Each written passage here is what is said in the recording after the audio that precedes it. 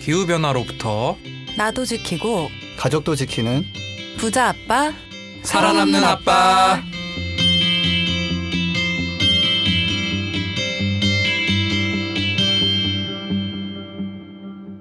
안녕하세요. 팟캐스트 부자 아빠 살아남는 아빠입니다. 기후변화로 급변하는 경제산업구조 속에서 우리들의 가족도 지키고 재산도 지킬 수 있는 방법을 지금부터 알려드립니다. 라고 하면은 이제 김나은 선생님께서 자기소개를 하셔야 되는데, 저희가 지난 방송에서 영혼과 심장 중에 영혼이라고 소개를 드렸잖아요. 근데 지금 와병 중이세요. 자기관리의 실패라고 할 수 있죠. 와병 중이라고 해서 지금 뭐 누워서 계신지 뭐 서 계신지는 알 수 없는데, 저희가 또 그렇다고 방송을 쉴 수는 없고 특급 게스트를 한 분 모셨습니다. 한스쌤 자기소개 부탁드립니다. 네, 안녕하세요. 와병 중인 붓바살바의 영혼을 대신하여 출연하게 된 한스라고 합니다. 잘 부탁드립니다. 거의 비슷한데요. 목소리도 그렇고 뭐 비슷하다고요? 네, 굉장히 비슷해요. 저희 한스쌤께서 사실은 그린피스 유니버스 다른 방송에 출연을 하고 계시잖아요. 네네, 제가 초대석 출연하고 있습니다. 또한 팟캐스트로 입사를 하셨는데 또 한때 편집도 하시고 어떻습니까? 저 편집하신 게 낫습니까? 출연하신 게 낫습니까? 편집하는 게 한 10배 난 것 같은데 오늘 윤탁쌤과 지석쌤 사이에서 열심히 한번 살아보겠습니다. 네, 좋습니다. 또 오늘은 저희 청취자분들께서 좀 많이 바쁘셨는지 댓글이 없어서 다만 반성하고 댓글을 스킵하는 대신에 김나은 선생님을 방송 영혼이라고 했는데, 또 전기차 영혼 아니겠습니까? 배터리의 재활용 시장이 또 얼마나 커지는지, 또 관련 산업 동향이 어떤지 방송 광고 듣고 전기차 소식과 함께 본격적으로 진행해 보도록 하겠습니다.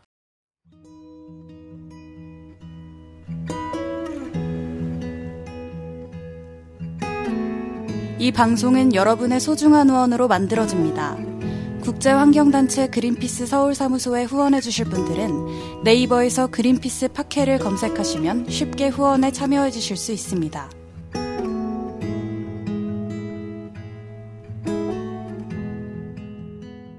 네, 요즘 전기차 소식이 너무 많아요. 지금 제 주변에도 전기차 사겠다고 하는 사람들이 진짜 너무 많이 늘어날 만큼 지금 전기차 소식 쏟아지고 있는데, 지석쌤 이번 주에는 또 한국 기업의 아름다운 화해 모습 펼쳐졌죠, 그죠? 아, 그쵸. 제목이 뭐더라? 형님 농부, 뭐 아우 농부 해가지고 의로운 형제들? 의로운 형제. 네. 의로운 형제 비슷한 굉장한 미화네요, 그죠? 그쵸. 우리나라 소식이니까 미화를 좀 극대화해봤고요. SK하고 LG하고 배터리 가지고 왕창 싸웠었는데, 발단은 LG에서 많은 인력이 이제 SK로 넘어가고 뭐 내부 정보를 가져갔네 어땠네 뭐 이러면서 이제 시끄러워져서 참지 못한 LG가 소송을 걸어가지고 사실 SK가 패소를 했어요. 그래서 나온 조치가 그때 ITC라는 데서 중재했던 게 국제무역위원회에서, 이거 SK가 미국에서 이제 배터리를 팔기로 하고 공장도 지어놨는데 한 뭐 2년만 팔아라, 뭐 4년만 팔고 거기서 끝이다 이렇게 해놨는데, 이제 SK는 또 SK대로 노력해본 결과 SK가 LG에 2조 원 주고 SK가 앞으로 배터리를 만들어서 팔 수 있게 합의했습니다. 그래서 일단 현금으로 가볍게 1조 원 정도 넘기고 로열티로 10년간 나머지 1조 원을 주는 식으로 하기로 했습니다. 제가 LG 스마트폰 사용자로서 LG 편을 들어주고 싶지 않지만 조금 LG가 화가 날 법도 한 게, 2017년부터 2019년까지 LG 화학에서 SK 이노베이션으로 한 100명 정도가 이직을 했대요. 뭐 이 정도면 거의 사람들이 생각하기에 SK가 더 좋은 직장인가 보구나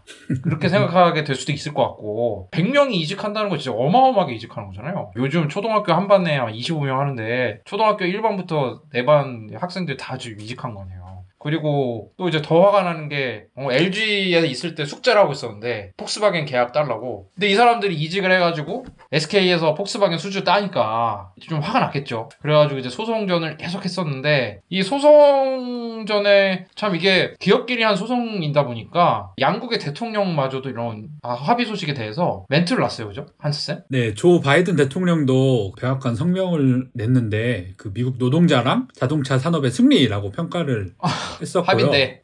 네, 그렇게 하면서 바이든 대통령이 이제 세계적으로 수요가 증가하는 전기차와 전기차 관련 부품들을 공급하고, 그리고 국내, 여기서 말하는 국내는 이제 미국이죠. 미국의 임금 수준이 좋은 일자리를 창출하는 한편 미래 일자리를 위한 기틀을 마련할 수 있도록 이렇게 강력하고 탄력적인 미국 기반의 전기차 배터리 공급망이 필요하다면서 오늘 합의가 되게 그런 긍정적인 걸음이다 이렇게 평가를 했더라고 하더라고요. 그러니까 기업이 합의하는데도 이렇게 얘기하시는 이유가 아무래도 일자리 때문인 것 같아요. 미국에 일자리 창출해야 되고 그쵸. 그다음에 또 미국이 이제 그린 뉴딜을 하는데 또 중요하잖아요. 또 배터리가 그죠? 예, 이게 SK가 포드사에다가 배터리를 공급하게 돼 있었나 그래요. 그래서 근데 이제 ITC의 결정은 2년인가 4년만 공급하고 포드는 딴 데 찾아라 뭐 이런 식이었는데 조지아의 공장도 SK는 이미 지어놨지. 이러니까 이제 그 판결 때문에 이게 제대로 안 돌아가면 미국 자동차에서도 문제고 일자리도 만들어질까 하다 말고 막 이러니까 조지아주에서 이제 미국 민주당 안 뽑고 그렇게 되겠죠, 그죠? 뭐 그런 것도 있죠. 그 다음에 이제 바이든 취임 이후에 전기차에 되게 이렇게 힘을 실어주고 있는데 바로 그냥 SK랑 LG랑 싸워가지고 이제 문제가 생겨버리면 분위기도 좀 안 좋아지니까 뭐 좋게 잘 해결된 것 같습니다. 그 재밌는 건 아무튼 SK가 이렇게 거액을 물어주고 나면 와, 이 회사 진짜 손실 크다 생각하면서 뭐 주식이 떨어지거나 이럴 것 같은데 타결했다는 이후에 주식시장에서도 반응이 좋았다고 하더라고요. 그래서 정당한 대가를 서로 뭐 주고받고 뭐 그러니까 서로 윈윈하게 된 건가요? 네, 그렇죠. 저는 한편으로 이거는 약간 추측이지만 LG랑 SK랑 하도 싸워버리니까 폭스바겐 이런 데서 아우 골치 아프다 그냥 중국 가가지고 각형 배터리로 하지 뭐 약간 이렇게 했다라는 약간의 추측도 좀 있기 때문에 누가 그 서로 싸워서 납품을 할 수 있네 만에 하는 데랑 거래하고 싶겠어요. 그래서 그 찜찜하죠. 이게 LG 직원으로 명함 주고받았는데 또 똑같은 사람이 이제 SK로 팔아줘 이러니까 이게 또 소송도 걸렸고 하면 폭스바겐 이 구매 담당자가 느낌이 좀 그렇죠. 이게 좀 뒤탈 있는 거 아니야? 뭐 이렇게 생각할 수도 있을 것 같고. 그러니까 그런 의미에서 뭐 몸이 아파서 파케 못 나오고 이런 사람은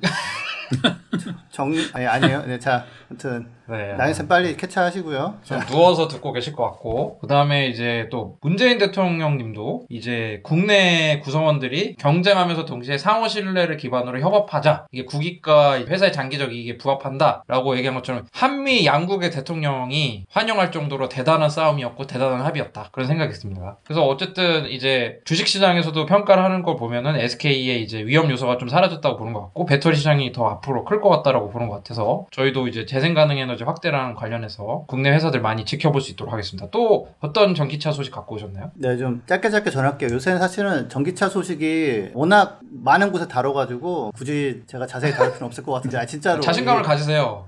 아니 네. 1타 강사님 아니신가요? 네, 1타 강사인데 근데 잘 된 거죠. 왜냐면은 사실 뭐 원래 캠페인이나 이런 거가 그렇잖아요. 먼저 치고 와서 이렇게 얘기를 하고 사실 대중화 되고 나면 우리는 또 새로운 영역을 찾아야 되니까 진짜 요즘은 되게 많아요. 전기차 소식이 워낙 자세하게 다루고 그래가지고 근데 몇 가지만 다뤄보자면 테슬라가 이제 중국에서 3월 달에만 전기차를 한 약 35,000대 팔았다는 소식이 있어요. 그래서 그 테슬라에 대한 회사 평가도 조금 달라지고 있는데 이게 좀 재밌는 건 뭐냐면 중국은 전기차 보급이 늘어나서 저탄소 사회로 가는데 약간 도움을 받는 거고 그다음에 거기 테슬라 공장이 있으니까 고용도 잘 되겠죠. 판매가 잘 되니까 공장도 잘 돌아갈 테고 그리고 테슬라는 뭐 미국 회사인데 어쨌거나 판매도 잘 되고 공장도 잘 돌아가니까 또 이익이고 여기에 이제 한국은 그럼 뭐가 있냐면은 테슬라가 중국에서 만드는 테슬라 모델 3나 Y에는 LG 배터리가 들어가거든요. 거의 100%. 그래서 미국 회사가 중국에서 전기차 공장을 만들어서 대박이 나고 있는데 여기에 또 핵심 부품인 배터리는 LG가 공급하고 있다라는 좀 나름대로 이제 남의 잔치인 것 같지만 알고 보면 우리 잔치 뭐 이렇다는 거. 네, 제가 너무 LG 스마트폰 유저로서 너무 씁쓸하지만 LG가 이제 그 시장 확대를 자동차 전장 산업으로 확대를 하고 전기차 쪽에서도 많은 이제 무색을 하겠죠. 제가 마침 지인이 약간 그쪽에 일하는 분도 있는데 LG는 여차하면 그냥 휴대폰 이런 데 있던 인력이랑 해가지고 통돌이 세탁기에 있던 강력한 모터 이런 거 해가지고 그냥 그쵸. 바로 전기차로 네. 가버릴 수도 있지 않을까 두고 봐야겠지만 사실 노하우는 다 가지고 있거든요. 가전은 네. LG죠. 전기차는 약간 가전 느낌이죠. 약간 현대 아이오닉 광고도 보면은 막 거기에 전자레인지 꽂고 막 다리미 꽂아가지고 막 쓰잖아요. 전기차에. 맞아요. LG가 또 옛날에 GM 볼트 차를 뭐 거의 뭐 많이 개입해서 만들었다고. 그렇죠, 그렇죠. 예. 심지어는 계열사에서 배터리도 있으니까 정말 LG 베스트샵 이런데 한 5년 후에는 냉장고 옆에 이제 전기차도 하나 있고 혼수 세트로 그냥 차에다가 꾹꾹 집어넣어가지고 같이 뭐 이럴 수도 있지 않을까. 예. 이게 저희의 상상력이지만 이게 애플의 전기차 시장에 진출한다고 한 것처럼 LG가 전기차를 직접 출시한다. 그런 소식이 나올 수도 있어요. 진짜 저희가 어떻게 될지 모르는 거 아니겠습니까? 또 이게 LG가 자동차 내고 하는 것도 이제 기자들이 좋아할 만 하거든요. 왜냐면은 옛날에 재벌들이 자동차 산업 다 하고 싶었는데 정리당하고 그랬던 거여가지고 그럴 가능성은 모르겠지만 하여튼 많은 관심이 가는 것 같고요. 하지만 또 스마트폰 좀 아쉽다고 개인적으로 생각 들고요. 네, 그다음 또 어떤 소식이 있으십니까? 네, 그 약간 이건 아쉬운 소식인데 아이오닉 5가 새로운 전기차 세대를 여는 신호탄 같은 차인데 그 아이오닉 5가 요즘 약간 여러 가지로 고생을 하고 있는 거가 좀 아쉬워서 일단은 반도체 문제 때문에 지금 생산에 조금 어려움이 있다라는 소식도 있고 아이오닉 생산에 있어가지고 그 모듈이라고 해가지고 이렇게 부품을 미리 많이 조립한 다음에 최종 조립만 이제 울산에서 하는 식으로 지금 계획을 짜놨는데 그거에 대해서 노조원들이 좀 반발이 심하다고 하더라고요. 왜 일을 다 밖에서만 하고 안에서는 이렇게 일이 없게 만들어놨냐 해가지고 그 라인을 중단시킨 적이 있었어요. 한 하루 정도 이틀 정도 풀린 것 같기도 한데 아무튼 거기다가 사실 아이오닉 롱레인지가 한 400km 가는데 저는 200km 가는 차 가지고도 뭐 부산도 가보고 다 가봤단 말이에요. 그래서 사실은 그 정도면 충분히 쓸만한데 이제 초반에 너무 약간 기대를 높여놓다 보니까 400이라고 공식 발표가 나니까 사람들이 뭐야 테슬라는 뭐 500 정도 되는데 왜 얘는 400이 하면서 조금 실망한 게 좀 늘어나가지고 이래저래 지금 출시도 안 되고 사람들이 나는 뭐 예약하고 기다리고 있지만 초반에 너무 기대를 키워놓은 게 조금 그게 문제다. 차는 보니까 좋을 것 같은데 그래가지고 근데 차가 한스쌤은 어떠세요? 이 셋 중에서 가장 젊으신 분인데 아이오닉 5랑 기아의 EV6 보시면은 좀 디자인이 좀 어떻게 구미가 갑니까? 어떻습니까? 저는 진짜 EV6 같은 경우에는 살까 말까 약간 생각도 했었고 아이오닉 5는 저 혼자 쓰기에는 조금 큰 것 같고 이건 가족용 차로 되게 알맞다라고 생각을 그렇죠. 했었거든요. 가족용 차로 지금 네. 자리 잡고 있죠. 그래가지고 둘 다 진짜 매력적으로 나온 차인 것 같긴 한데 지금 막 EV6 같은 경우에는 2022년에 받을 수도 있다라고 하는 얘기도 있고 아이오닉 5도 아까 얘기한 것처럼 뭐 반도체 때문에 막 생산이 지연되고 이러는 소식들을 듣고 조금 안타까운 것 같긴 합니다. 저도 이게 생산이 많이 돼가지고 많이 보급되면 좋을 것 같은데 또 제가 볼 때는 굉장히 승산이 있어 보이거든요. 왜냐면 이제 또 약간 AS 걱정해서 이제 국산차 사시는 분들 있잖아요. 그런 분들도 끌리실 것 같고 그 다음에 마감이나 이런 거나 편의시설 좀 더 신경 쓰시는 분들은 사실 수도 있을 것 같고 좀 괜찮을 것 같은데 다만 좀 벌써 예약이 동난 것 같고 생산이 조금 좀 부족한 것 같아가지고 그런 좀 아쉬운 것 같습니다. 다행인 거는 인기는 정말 폭발적이거든요. 그래서 현대나 기아 쪽도 전기차가 좀 팔리는구나 라고 그리고 이게 가격이 조금 높은 편이잖아요. 아무래도 근데 그래도 사람들이 찾거든요. 그래서 앞으로 이게 첫 단추 뭐 사실 이게 두 번째 단추죠. 코나가 첫 단추였고 어떻게 보면 잘 꽂혀서 잘 풀리면 좋겠습니다. 예약하신 분들 한번 기다려보세요. 차는 괜찮게 나올 것 같은데 곡선 이런 거 하여튼 잘 나온 것 같고 그래서 그린피스가 그렇게 현대자동차 그룹에 얘기를 한 거잖아요. 이 시장도 좋고 내연기관차보다 이로 가면은 모두가 좋은 거 아니겠습니까? 물론 이제 좀 불만이 있으신 분들도 있겠지만 라인 스톱하거나 뭐 또 속사정이 있겠죠. 알겠습니다. 또 어떤 전기차 소식 갖고 오셨나요? 제가 가져온 마지막은 그 리비안이라고 아마존도 투자하고 포드도 투자하고 한 신생 기업이 있어요. 테슬라를 거의 쌈 싸먹을 듯한 느낌을 주면서 나온 업체인데 이제 픽업 트럭을 만드는 곳이에요. 근데 거기서 또 니들 배터리는 어디 거 쓸 거냐라고 되게 궁금해했는데 최근에 삼성 SDI 거 쓴다고 발표가 났어요. 네. 그래서 이것도 이제 미국에서 아직 테슬라만큼은 아니지만 테슬라 정도의 약간 그 기대를 조금 받는 업체 중에 하나인데 거기서 또 K 배터리를 선택했다. 그래서 미국 잔치인 것 같지만 역시 또 배터리 업체는 들어와서 역할을 하고 있다라는 또 훈훈한 소식 한번 전해봅니다. 또 이제 아마존이 배송으로 승부를 거는 곳이잖아요. 또 이렇게 경쟁력이 빠른 배송. 10만 대 주문했어요. 10만 대 리비안에. 전기차 홍보 효과가 좀 대단할 것 같고 또 아마존이 지금 시총 1위 기업이 아마존인가요? 어떻습니까? 전 세계. 애플이에요. 애플이고 네. 그냥 네. 최고 부자는 아마존의 이제 네, 아마존 CEO가 최고 부자로 알고 있어요. 머스크가 한때 1위였는데 주가가 떨어져가지고 살짝 밀렸어요. 이제 지금은 2등인가 3등인가 해요.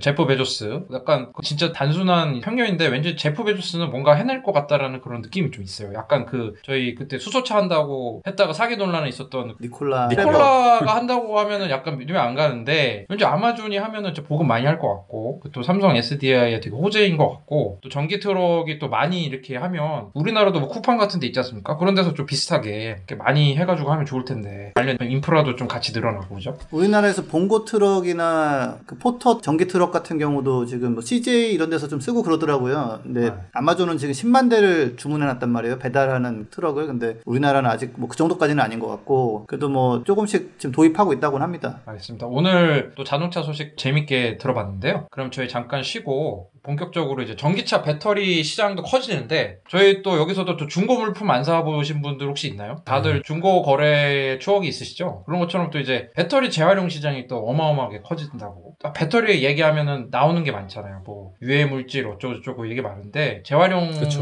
또 된다고 하니까 그 얘기 한번 본격적으로 한번 다뤄볼 수 있도록 하겠습니다. 안녕하세요. 오늘 마쇼호스트 똑이에요. 오늘 소개할 제품은 바로 크릴 오일입니다. 요즘 사람에겐 필요 없는 크릴 오일 찾으시는 분들 많으시죠? 남극의 펭귄과 고래의 주식인 크릴, 먹지 말고 양보하세요. 크릴 보호와 함께 전 세계 바다의 30%를 보존하기 위해 지금 바로 인터넷 검색창에 그린피스 해양 보호를 검색해보세요. 그린피스가 전기차를 많이 이렇게 얘기하는 게 이제 운송수단이 좀 바뀌면 이제 탄소 배출도 줄고 기후위기 진행 속도를 늦출 수 있고 그래서 이제 전기차 얘기 계속 하는데 이제 조금 항상 얘기가 전기차 비싸다. 아까 물론 한스쌤 같은 분은 아까 그냥 아이오닉5 살까 EV6 살까 고민되네 이러시는 여유로운 분도 계신데 아닌가요? 네, 할부로 사야죠. 그 아직은 내연기관차보다 좀 비싸다는 말이에요. 그래서 정말 그냥 단순하게 그냥 비싸서 안 사 이러시는 분들도 있어요. 그러다 보니까 그냥 배터리 가격에 많이 관심이 가게 되는데 이제 배터리가 또 재활용되고 또 그러면서 가격이 많이 떨어진다면서요? 그 유럽 같은 경우에는 이제 그 TN이라고 Transport and Environment라는 단체가 있어요. 여기는 그 연구 보고서를 굉장히 착실하게 잘 내는 곳인데 거기서 이제 보고서를 하나 낸 걸 뭐냐면 이제 배터리가 지금 그러니까 비난받는 것 중에 하나가 전기차 이제 비싸다라는 그런 것도 있지만은 환경적으로 이게 친환경이 맞냐 뭐 그러면 밑도 끝도 없이 뭐 니켈 코발트를 캐서 배터리 만들어서 쓰고 버리고 이게 무슨 친환경이냐 뭐 이런 식의 비난도 있단 말이에요. 저희가 이제 믿고 보는 소스인데 TNE 같은 경우는 거기서 네. 이름이 굉장히 정직해요. 운송과 환경. 왠지 그렇죠, 교과서 그렇죠. 같은 제목. 네. 딱 그거 두 가지만 다룬다 뭐 이런 건데 네. 치맥 뭐 이런 거 비슷한 조합이 있어서 전기차 배터리 재활용에 대해서만 이게 딱 분석을 한 보고서가 나와서 그 내용을 좀 소개하려고 합니다. 그렇다면 이제 보고서 내용이 아무래도 조금 우리나라는 이런 전기차 배터리 시장도 지금 아직 막 여물지는 않았는데 이 재활용 관련 시장 별로 아직 없죠, 그죠? 근데 이 참 보고서의 내용이 좀 많이 관심이 가는데 짧게 요약하면 어떤 내용이 있습니까? 뭐 일단은 전기차가 이제 답이라는 거는 전 세계적으로 이제 거의 정리가 된 것 같고요. 우리나라에서만 약간 수소냐 뭐 이런 얘기도 좀 있지만 사실 현대도 뭐 그렇게 수소가 좋았으면 아이오닉 수소차를 만들었겠지만 말이 없고 최근에 또 제네시스 전기차 만든다고 한단 말이에요. 그래서 제네시스 전기차 나와요? 그거 괜찮은 소식인데. 짧게 나왔었어, 짧게. 이거 공식적으로 발표된 것까지는 모르겠는데. 한스슨 제네시스는 어때요? 제네시스까지는 은행으로도 힘들 것 같아가지고 어려울 것 같습니다. 요새 최대 할부가 뭐죠? 전 60개월 할부하고 있는데. 예. 60개월 할부가. 제네시스 전기차 굉장히 구미가 가네요. 전기차가 답인데, 이제 그러면 리튬이나 니켈, 코발트 같은 그 원자재 수요가 이제 엄청나게 증가할 건데, 이게 충족 가능한가라는 거를 좀 짚어봤고, 그 다음에 또 하나 또 짚은 부분이 뭐냐면 사실 우리가 보통 그런 얘기 한단 말이에요. 석유도 캐서 정제되는 거고 액체랑 고체의 차이지만 그 들어가면 어마어마하게 소비가 돼서 굉장히 많은 양이 이제 사용된단 말이에요. 그래서 이 보고서의 그 테마 중에 하나가 얼마나 많은 물질을 쓰느냐, 얼마나 많은 자원을 쓰느냐, 그냥 일반 차와 전기차. 그래서 그런 것도 좀 비교를 해놨습니다. 그러니까 이제 전기차 안에 들어가는 금속이라든지 뭐 히토류 같은 게 있을 텐데 그것도 사실은 매장량이 정해져 있는 거잖아요. 정해졌다고 말은 하지만은 사실 전 세계를 파보진 않았기 때문에 그러니까 절대 양은 좀 있는데 아까처럼 이게 만약에 파서 쓰고 버리는 거라면은 감당이 아마 안 될 텐데 TNE 보고서에서는 꼭 그럴 필요가 있느냐, 배터리를 재활용하면 훨씬 더 해결된다 뭐 이런 내용을 담고 있습니다. 광산을 더 캐 필요가 없을 수 있다. 그러니까 초반에는 캐겠지만 충분히 캐고 나면 그 다음부터는 돌리고 돌려맞고 순환 경제 쪽으로 갈 수 있다라는 거죠. 또 광산 업체도 되게 유명한 대기업들이 많잖아요. 뭐 리오틴토 이런데 그런 데가 생각보다는 재미를 못 보겠네요. 재활용 시장이 커지면. 그러니까 초반에는 보통 경제에서 얘기하는 붐앤버스트. 초반에는 엄청나게 하다가 나중에는 재활용 업체가 훨씬 더 역할을 많이 하게 바뀔 수 있다라는 거죠. 근데 이제 전기차가 뭐 갑자기 폭증하지는 않을 텐데 한스스 지금 전기차가 대수로 따지면 한 얼마 정도나 좀 늘어날지 최근 5년 10년 정도에 좀 궁금하네요. 유럽 기준으로 봤을 때 최근 전기차 판매가 급증하고 있잖아요. 그러다 보니까 이런 유럽 전체 배터리 수요가 2025년의 공급량은 460기가와트시 정도 생산할 것 같고 이때 전기차 대수로는 한 800만 대 정도 장착할 수 있는 배터리 공급이 가능할 것이라고 예측을 하고 있습니다. 그러면 이게 늘어나는 추세가 좀 가파르니까 네. 저희가 또 기후변화에 대응하기 위해서는 2030년까지 얼마나 탄소 배출 줄이냐가 되게 중요하잖아요. 그렇죠. 많이 줄여야 되는 게 중요하죠. 그때도 이제 생산량이 계속 늘어나고. 그럼 이제 원재료 같은 거를 아까 말씀하셨는데 전기차 비판하시는 분들이 뭐 그 코발트 광산 막 패고 그 다음에 거기서 환경오염 나오고 이렇게 되는데 이런 논란의 자원들 있잖아요. 계속 캘 수가 있는 건지 TN이 보고서에서 뭐라고 얘기를 하고 있나요? 원자재를 계속 해야 되는 거는 일단은 불가피한 면이 있어요. 왜냐하면 지금 전기차가 대수가 많지도 않지만 수명도 길기 때문에 뭐 이게 몇 년 쓰고 버리고 이런 게 아니란 말이에요. 그래서 일단은 계속 새로운 자원을 캐서 그걸 가지고 배터리를 만들어서 이제 차를 좀 늘리는 이제 시기가 앞으로 최소한 10년 동안은 쭉 이제 갈 거라고 보고 있고, 근데 여기서 이제 지금도 이미 리튬 사용량이나 코발트 함량이나 이런 거를 4분의 1, 절반 이런 식으로 줄이고 있고, 니켈도 지금 수요가 늘어나서 조금 부족한데 니켈도 덜 쓰고 하는 거가 지금 개발이 되고 있어요. 뭐 대신에 망간이나 알루미늄 쓴다거나 이런 식으로 대체가 좀 가능하거든요. 대체했을 때 약간 성능이 떨어지거나 이런 것들은 좀 있지만 뭐 그래도 쓸만하게 나오기 때문에. 근데 이제 가장 좋은 점은 한번 이제 전기차가 나오고 10년, 15년 뭐 넘게 쓰지만 이제 수명을 다했을 때 그거를 재사용하는 것도 있어요. 일단은 조금 자동차 외에 다른 용도로 쓸 수도 있고, 근데 그것도 다 끝나서 이제 더 이상은 정말 배터리로서 역할을 못할 때는 잘 해체해서 자원을 다시 뽑아가지고 쓸 수 있게 된다. 어떻게 보면은 그렇게 될 수밖에 없는 것 같은 게 이제 중고 시장도 활성화되려면 이제 중고 제품이 많아야지 되는 건데 개발도상국이나 이런 데 가면은 우리 신품이 없어요. 신품 구하기가 너무 힘들고 신품 사기는 너무 힘든 게 또 관세가 어마어마하게 붙어요. 그래서 중고 시장이 엄청 커져 있는데 이 배터리도 이런 거 계속 해다 보면은 결국에는 신품은 사라지고 중고를 갖고 계속 운영이 되는 그런 세상이 곧 올 것 같은데, 이 재활용 배터리가 약간 좀 찜찜하게 생각하시는 분들도 있을 것 같아요. 그래서 약간 재활용 배터리가 전기차 한 100년 쓴 거에서 나오는 건지, 아니면 전기차 배터리에서만 나오는 건지, 아니면은 뭐 그냥 일반 내연기관차 배터리도 뭐 쓸 수가 있는 건지, 어디서 나오는 건지 좀 많이 궁금하네요. 보통 재활용할 수 있는 배터리들은 이렇게 아까 지석쌤이 말씀하신 것처럼 운행을 10년, 20년 차량이 운행을 다 하고 수명이 다한 EV 배터리에서도 나오기도 하고, 그게 아니면은 혹시 배터리를 개발하는 과정 속에서 나오는 테스트 배터리라든지, 아니면은 판매할 수 없지만 재활용으로 할 수 있는 그런 배터리라든지, 아니면은 이런 고철로 좀 산화가 된 배터리, 이런 여러 가지 소스들을 통해서 이렇게 배터리를 재활용할 수 있다라고 합니다. 의외로 이 재활용을 할 수 있는 부분이 많은가 봐요. 약간 좀 파손이 되고 해도 어느 정도 배터리는 재활용할 수 있는 부분이 많은 것 같나 보네요. 좀 신기하네요. 그러니까 이게 우리가 쓰잖아요, 배터리. 근데 배터리 쓰면 거기서 뭐가 흘러나온다거나, 불량품인 경우 그럴 수 있지만 뭐가 타면서 연기가 나온다거나 이렇진 않거든요. 정상적으로 쓴 배터리는 그 안에 있는 물질들은 그대로 있는 거예요. 그러다 보니까 뭐 그대로 수거해가지고 잘 이제 해체만 하면 되는데, 재밌는 거는 테슬라에서 일론 머스크랑 동고동락했던, 초창기부터 한 2019년 말까지 같이 일했던 그 JB 스트라블이라는 사람이 있어요. 그 사람이 CTO, 그러니까 최고 기술 담당자인데, 그 사람이 2019년 말인가 조용히 회사를 나가요, 테슬라를. 그래서 그때 또 뭐 테슬라 또 인력도 나간 거냐, 뭐 망하나 뭐 이랬는데, 그런 건 아니었고, 나와서 이 사람이 뭘 했냐면은 레드우드 마테리얼스라고 해가지고 배터리 재활용 회사를 하나 차렸어요. 이게 뭔가 했는데 얼마 전에 미국 CNBC에서 취재를 했더라고요.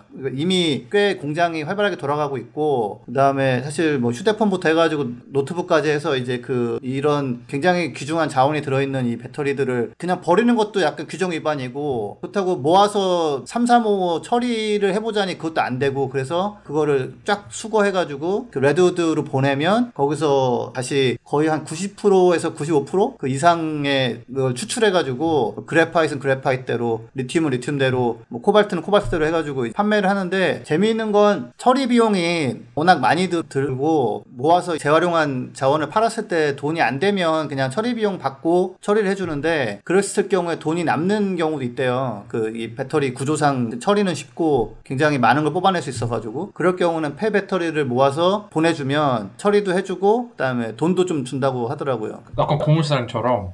그쵸. 약간 엿 이런 엿? 거는 조금 아직 생각을 못한 것 같고. 그러니까 제가 보기엔 캔디 이런 거 줬으면 훨씬 더 캔디 마케팅. 예. 잘 될 텐데 동양 문화와 접목이 좀 부족한 부분이죠. 그래서 근데 한 가지는 지금 전기차가 늘어나는 만큼 많은 배터리를 언젠가는 이제 재활용해야 되기 때문에 그 전기차가 늘어나는 속도만큼 배터리 재활용 그런 처리 능력을 키우지 못하면 나중에 곤란해질 수 있고, 동시에 그 처리 능력을 키우는 회사나 그런 시설은 사실은 사회에서 굉장히 중요한 시설로 산업으로 자리 잡을 수 있기 때문에 지금 뭐 CNBC에서도 굉장히 긍정적으로 보도를 하더라고요. 그래서 또 그런 지적이 있을 수 있을 것 같아요. 전기차 싫어하시는 분들 중에 어차피 그거 내연기관 차랑 똑같이 석탄 이런 거 태워가지고 화석연료 에너지로 운영되는 건데 그게 뭐가 깨끗하냐. 배터리도 재사용할 때 에너지 계속 쓰고 할 텐데 그게 그거 아니냐. 그렇게 생각하시는 분도 있을 것 같거든요. 그 배터리 다시 쓰고 재활용하고 그 돈 할 바에 석유 태우는 게 그게 그거 아니야? 그렇게 생각하시는 분도 있을 것 같아요. 근데 사실은 그렇지 않은 게 평균적으로 이런 내연기관차에서 자동차가 운행하면서 폐차될 때까지 한 17,000리터 정도의 휘발유를 쓴다고 해요.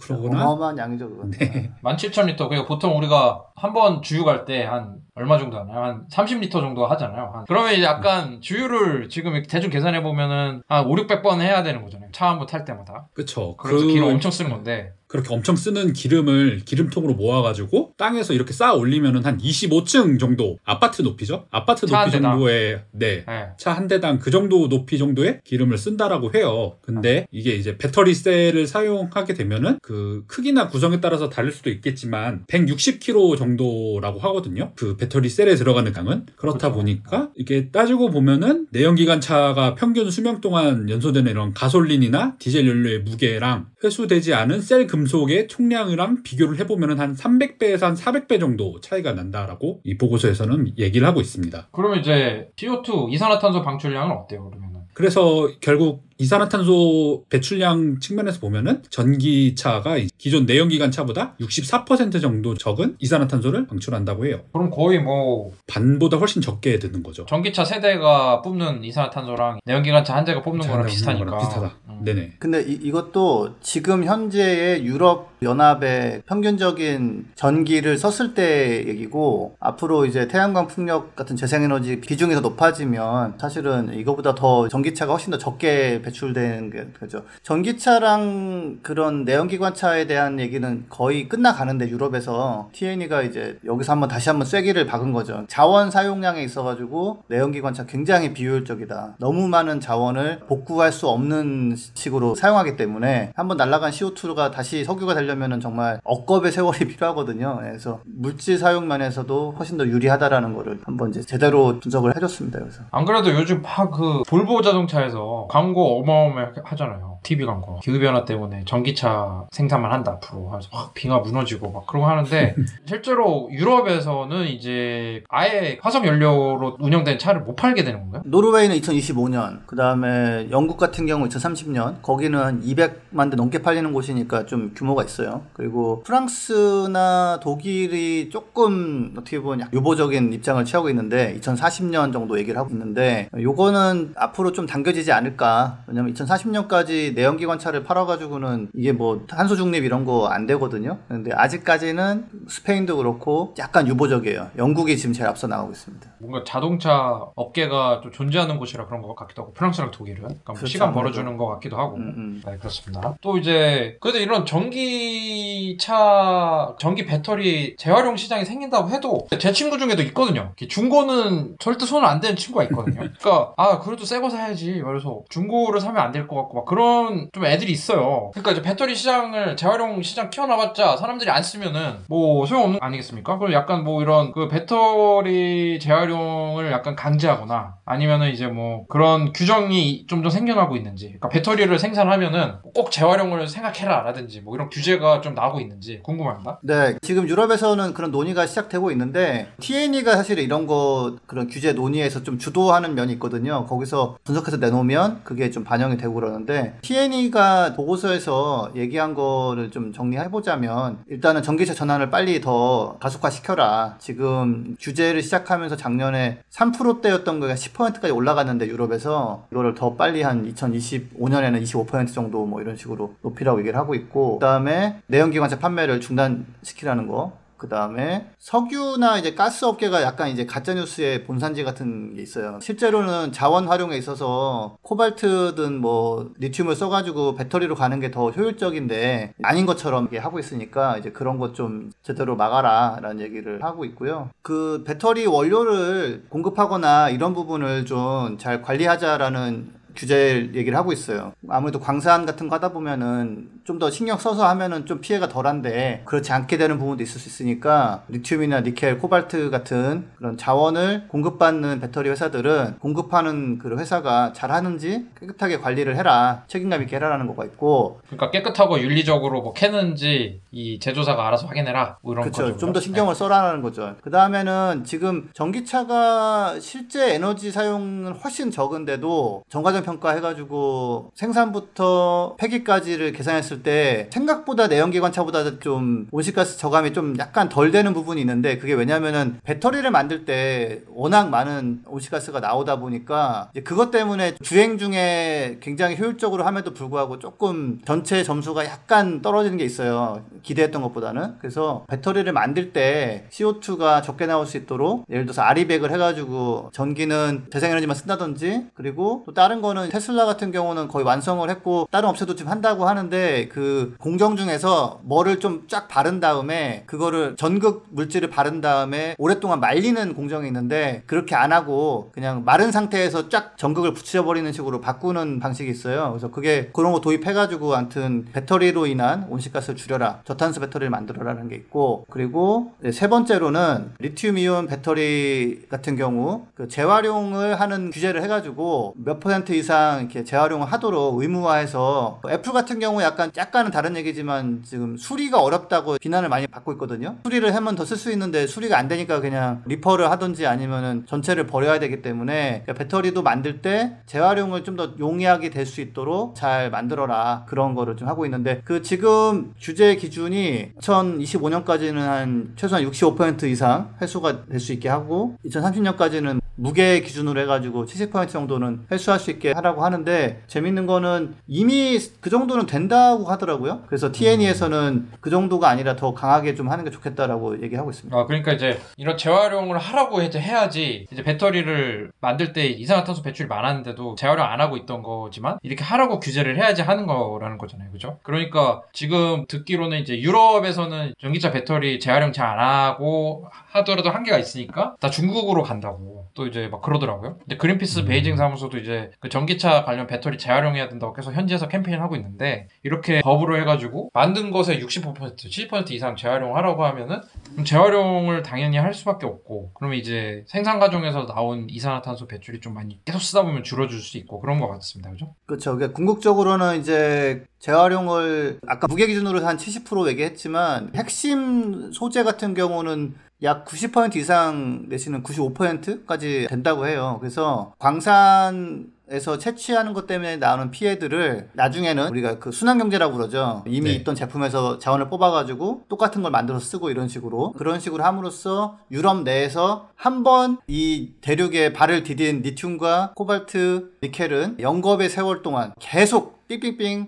차를 바꿔가면서 배터리 바꿔가면서 굉장히 바람직한 건데 조금 뭔가 나쁘게 들릴 수 있는데, 선순환이라고 하죠. 선순환. 벗어날 수 없어. 너는 한 번 발을 들이면 죽을 때까지 도를 달리는 거야. 이렇게. 아니면 한 번 죽고 또 다시 살아나고 윤회를 하면서 하라라는 것을 이제 규제화하려는 상황입니다. 그러면은 이게 아까 저희 소식 첫 부분에도 얘기를 했는데, 뭐 LG, SK, 뭐 삼성 이렇게 배터리 업체들이 많잖아요. 근데 이제 재활용 시장도 준비를 좀 안 해놓으면은 쉽지 않을 수 있을 것 같아요. 아까 말씀하신 것처럼 테슬라의 전 CTO 출신 이런 사람들은 벌써 재활용 관련 회사를 설립하고 있는데, 또 한국 배터리 업체들은 좀 준비가 어떻습니까? 일단은 제가 그 한국의 대응 관련해서 하나 좀 재밌는 얘기를 하나 해드리자면, 우리나라가 배터리 보조금을 줄 때 전기차에 대해서 정부에서 지원하니까 그 정부에서 지원할 때 명목이 배터리가 비싸니까 배터리 값을 정부가 내준다 뭐 이런 식이었어요. 그래가지고 그 규제에 폐차가 되면 배터리는 빼다가 지자체에 반납한다. 이런 게 있었어요. 그게 그래가지고 조건인 거예요? 그게 조건이었어요. 저는 처음에 들었을 때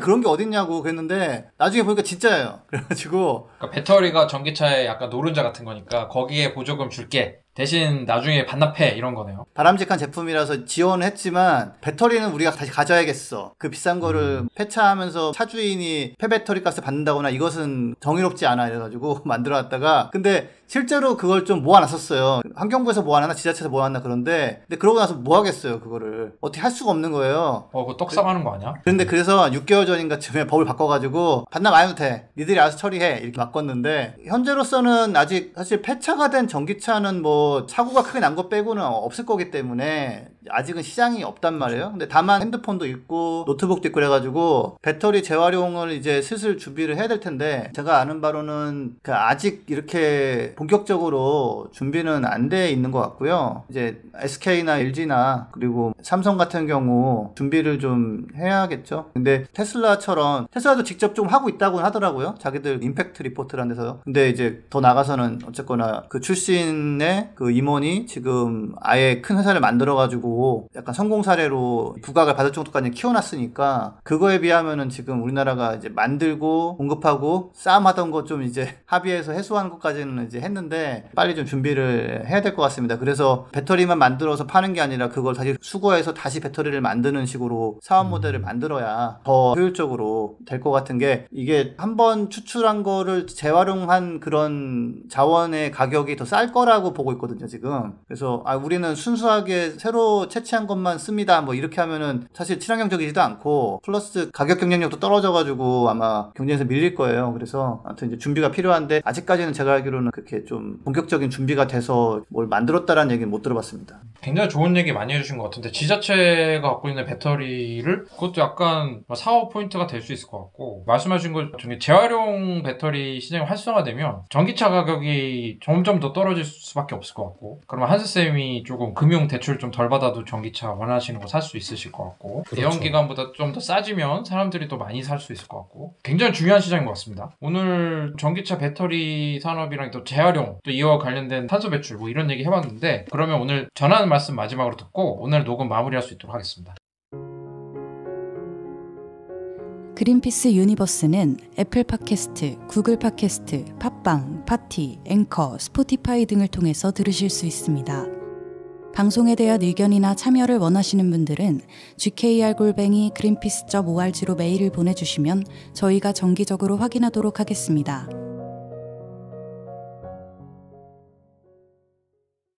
네, 오늘 와병 중인 나연쌤을 대신해가지고 한스쌤께서 좀 참여하셨는데 어떠셨습니까? 네, 오늘 지석쌤과 윤탁쌤의 목소리를 라이브로 들으니 되게 감회가 새롭네요. 사회생활 지금 많이 드셨어요, 한스쌤이? 네, 그래가지고 아찔합니다. 그래가지고 편집하시는 PD님 힘내셨으면 좋겠고 네. 다음 주에는 이제 붓바살바의 영혼이신 나연쌤이 돌아오니까 네. 붓바살바의 심장인 지석쌤과 붓바살바의 중심인 윤탁쌤이 더 열심히 해주셨으면 좋겠고 많은 댓글과 관심 부탁드립니다. 네, 좀 댓글이 없어서 좀 슬펐는데 좀 많이 힘이 되니까 많이 달아주세요. 그냥 부담 없이 달아주시면 좋을 것 같고 저 같은 경우는 댓글에 좀 궁금한 것 좀 많이 물어보시면 좋겠어요. 왜냐면 그런 거는 제가 잘 찾아서 답변 드릴 수 있는데 이제는 너무 보편적인 얘기가 되다 보니까 전기차가 소개찾기도 어렵고 질문 많이 해주세요. 네, 또 지석쌤이 오늘 좀 방송 컨디션이 약간 좀 많이 지치신 것 같은데 워낙 큰 방송을 또 출연하고 오셔가지고 그렇다면서요. 지난주에 TVN에서 하는 미래수업이라는 방송을 대본부터 자료부터 준비하고 가가지고 풀 메이크업에 1시간 반 정도를 막 떠들고 났더니 약간 기운이 빠져가지고 좀 약간 멍한 상태인데 4월 19일 날 오후 7시 20분인가? 굉장히 정확하게 알고 계시네요. 네. 7시 40분이었나? 대본에 써 있었거든요. 그래서 네, TVN이죠. TVN. 미래수업. 네. 유튜브에도 나중에 올라가더라고요. 한번 봐주시면 감사하겠습니다. 방송 들으시는 분들은 또 본방 사수해주시면 또 저희한테 많은 힘이 될 것 같고요. 다음 방송에서도 또 저희가 더욱 풍성한 소식으로 여러분들 찾아뵐 수 있도록 하겠습니다. 오늘도 끝까지 청취해주신 청취자 여러분들과 함께해주신 지석쌤, 한스쌤 감사합니다. 감사합니다. 감사합니다.